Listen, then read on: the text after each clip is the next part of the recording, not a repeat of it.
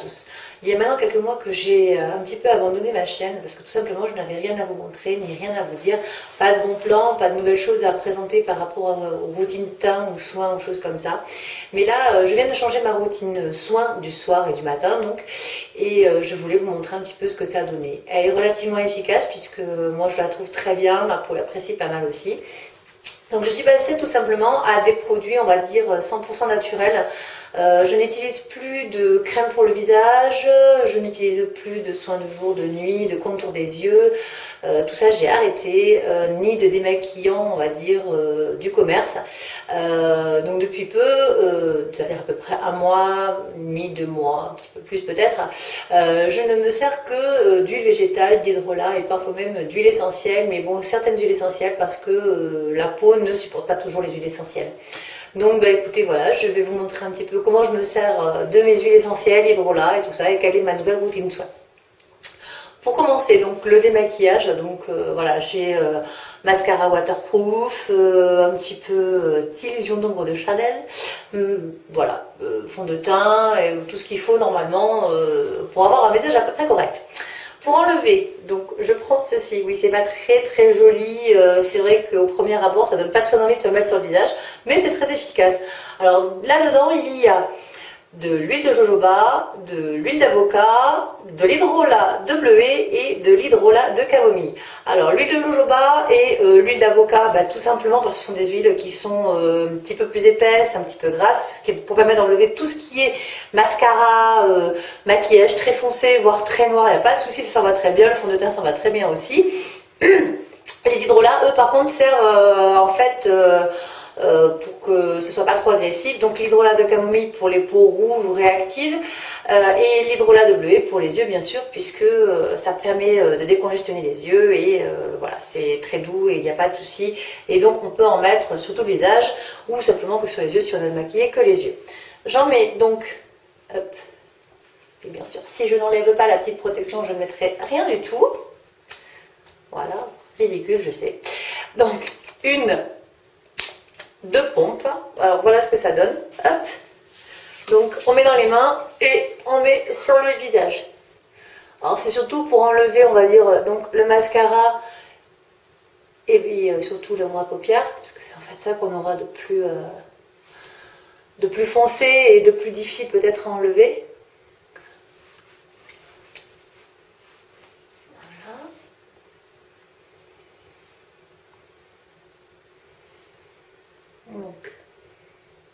L'huile en fait enlève vraiment très bien, que ce soit le mascara waterproof ou même les différentes ondes à paupières, même très foncées, il n'y a pas de souci. Justement, il faut les prendre peut-être un petit peu plus épaisses comme l'huile de jojoba ou l'huile d'avocat parce que les autres huiles qui sont dites un peu sèches risquent de...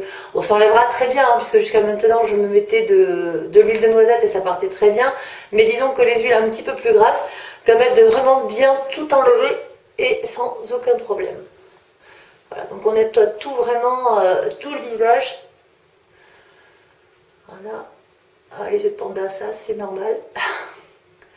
Alors aucun risque hein, pour les lentilles, pour les personnes qui portent des lentilles, regardez moi je fais la vidéo avec des lentilles et vraiment aucun problème.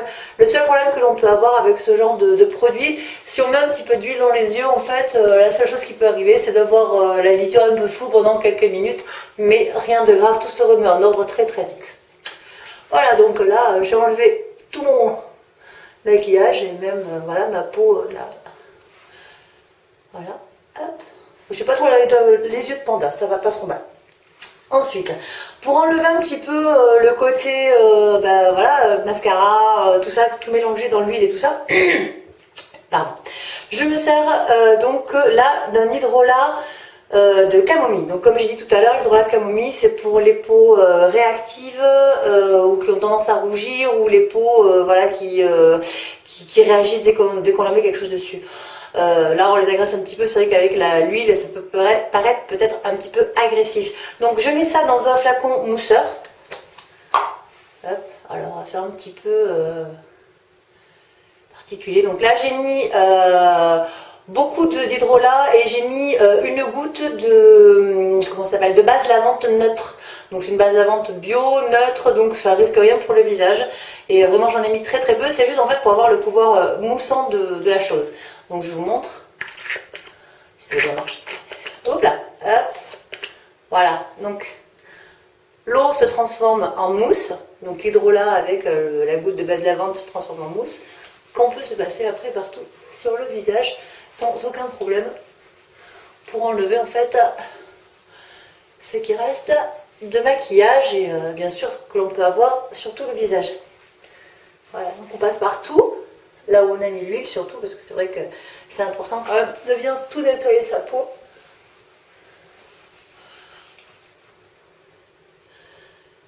Hop. Alors on peut le faire autour des yeux, je le fais moi aussi généralement, mais pour les personnes qui ont les yeux un petit peu fragiles, bah écoutez, le truc c'est peut-être de mettre directement, une fois qu'on a mis l'huile sur le visage, de mettre de l'hydrolat de bleuet tout seul. L'hydrolat de bleuet c'est vraiment fait pour les yeux, c'est un décongestionnant, ça permet vraiment de passer autour de l'œil sans aucun problème, c'est tout à fait adapté. Moi j'ai de la camomille, ça me va très bien, j'en mets partout. Voilà, hop, ça permet de tout enlever. Et pour vraiment enlever donc tous les résidus d'hydrolat, d'huile et tout ça, hop, un petit coup d'eau pour finir. Donc hop, on rince tout ça. Voilà. Pas hésiter à passer un petit coup d'eau pour enlever le tout. Voilà. Surtout autour des yeux, parce qu'il pourrait peut-être rester un petit peu de maquillage. Mais bon, en général, avec et l'huile et l'hydrolat, ça va tout seul. Donc, une fois qu'on a fait ça, on essuie bien le visage.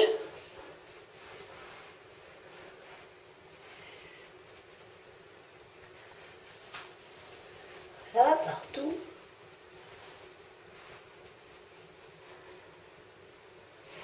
Et on va entamer les soins. Alors, bon, moi comme je le disais tout à l'heure, je ne fais plus de soins du commerce, je ne fais plus que des soins à base d'huile végétale, tout simplement parce que bah, c'est aussi efficace et puis voilà, puis au moins je sais ce que je me mets sur le visage. Alors avant par contre de mettre l'huile, je mets ceci, c'est-à-dire que je mets du gel voilà, d'aloe vera. Pour la simple et bonne raison que ben voilà, l'huile c'est très bien, ça a un pouvoir nourrissant pour la peau sans aucun problème. Par contre, ça n'est pas du tout hydratant. Et par expérience personnelle, ayant essayé pendant quelques temps de mettre de l'huile de noisette, ce que je faisais avant dans ma dernière routine, je mettais de l'huile de noisette quasiment tous les soirs, voire tous les matins. Et au bout d'un moment, ma peau est devenue toute sèche parce qu'en fait, oui, ça nourrit, mais non, ça hydrate pas du tout. Donc il faut éviter de mettre que de l'huile. Il faut vraiment mettre une base, on va dire, hydratante avant de passer cette huile sur le visage. Donc moi, ma base hydratante, du coup, c'est le gel d'aloe vera. Il en faut très peu. Donc pour les yeux, par exemple, hop, là, sur chaque œil. Voilà, on le répartit bien sur chaque œil.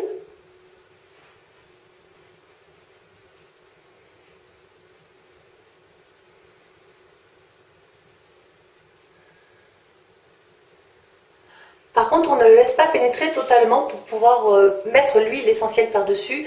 Tout simplement, si on laisse pénétrer, c'est un petit peu difficile de faire après rentrer dans la peau l'huile essentielle. Pardon, l'huile essentielle, pas du tout, l'huile végétale. L'huile essentielle, au niveau des yeux, on oublie complètement. Désolée, je suis un boulet. Donc moi, autour des yeux, je mets ceci, donc de la figue de Barbarie. Voilà, donc un petit âge, tout, ben oui, hein, quand on commence à prendre de l'âge, il faut faire attention. Donc, une goutte, vraiment la goutte, hein, ça suffit largement. Voilà, hop, là. Pareil, comme tout à l'heure, on met sur les deux doigts et...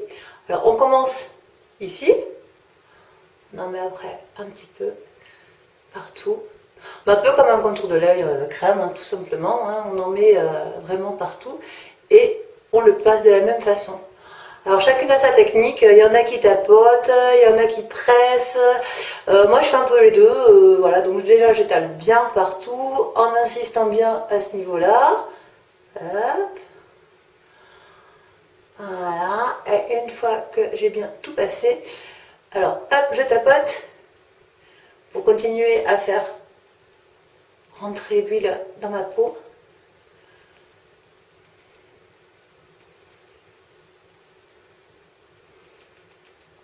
Et en dernier, je fais quelques pressions, ce qui permet de faire circuler le sang dans cette zone.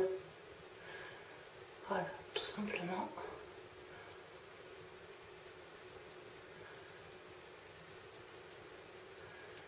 Voilà, là, tout est rentré. Après donc, je reprends mon gel, hein, comme tout à l'heure, pour me mettre donc sur le visage mon huile de jojoba, puisque en ce moment, en fait, surtout pour le soir, je mets de l'huile de jojoba, il y a besoin que la peau soit nourrie, voilà, ça n'hydrate pas, comme j'ai dit tout à l'heure, mais par contre, j'ai besoin que ma peau soit nourrie.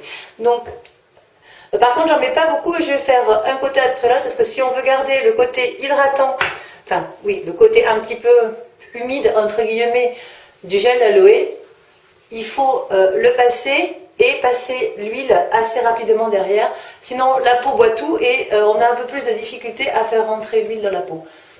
Voilà, tout simplement. Hop. Voilà. Hop. Alors, moi, je mets mon huile dans des petits contenants, tout simplement pour ne pas mettre ma main directement dans la bouteille à chaque fois, parce qu'on risque d'y faire rentrer des microbes, même si on se lave les mains régulièrement, on a toujours ce risque-là. Donc là, je les mets dans des petits contenants, mais hop, ça ressemble à...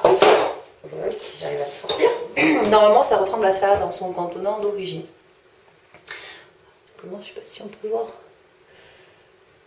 Hop.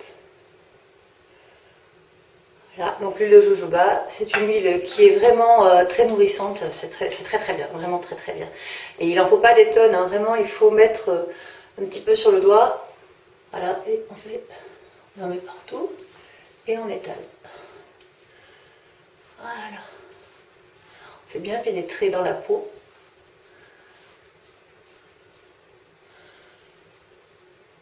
Voilà.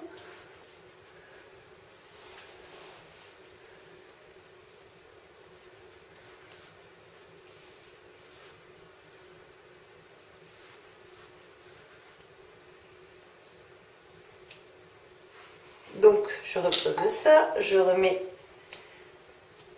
mon gel de l'autre côté,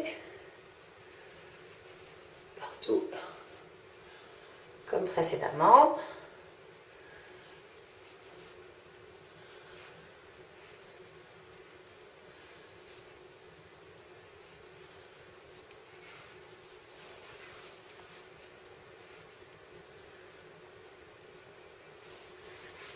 Voilà, je reprends mon huile que je mets un petit peu partout, comme tout à l'heure.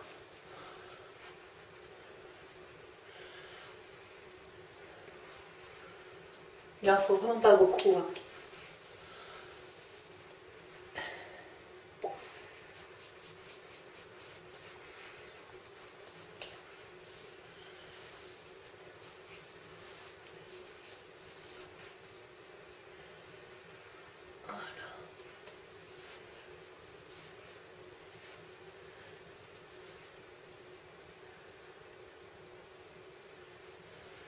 Alors,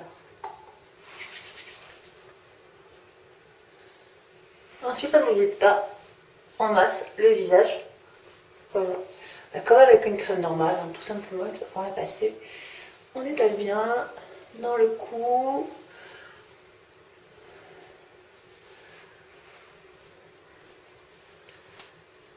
sur le front, on insiste bien ici, parce que souvent on en met un petit peu trop, et quand on en met trop, ça fait parfois des petits boutons, quand la peau est trop nourrie. Voilà. Alors, la peau est douce, c'est très agréable. Et voilà.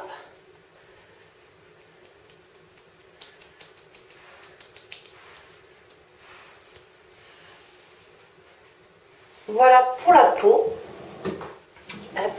Alors, ensuite, bien sûr, ne pas oublier les lèvres. Alors, pour hydrater les lèvres, Moi, je me suis fait mon propre baume à lèvres. Bah oui, voilà, je suis devenue une tambouilleuse depuis qu'en fait je suis passée aux soins bio. Je me fais un petit peu mes crèmes et mes baumes, tout ça. Je vous expliquerai peut-être un petit peu plus tard comment je me débrouille avec mes nouvelles crèmes. Alors, par contre, ben voilà, j'ai pour ma première tambouille. Pour les lèvres, je me suis un peu ratée parce qu'en fait, normalement, celle-ci, elle est faite pour mettre dans des sticks et pas trop dans des petits pots. Donc, dans le stick, c'est génial parce qu'elle est assez dure pour être passée facilement sur les lèvres. Et en pot, ben justement, elle est un petit peu trop dure, donc il faut la faire chauffer. Oui, alors je mets mes doigts dedans, mais je lave mes mains régulièrement avant de mettre mes doigts dedans en général. Et surtout, il n'y a que moi qui m'en sers. De toute façon, le baume à lèvres, ça se prête pas. Voilà, donc...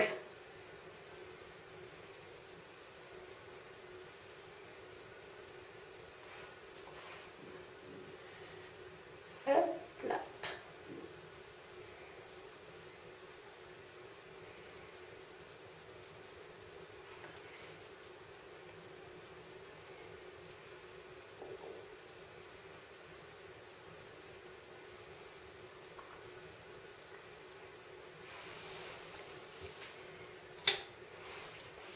Alors ça colle pas du tout. Vraiment, voilà, il n'y a rien du tout. Ça colle pas du tout, c'est très efficace, ça reste très bien sur les lèvres. Moi, pour ma première expérience, j'en avais mis le soir avant d'aller me coucher, ce que je fais à peu près régulièrement le soir.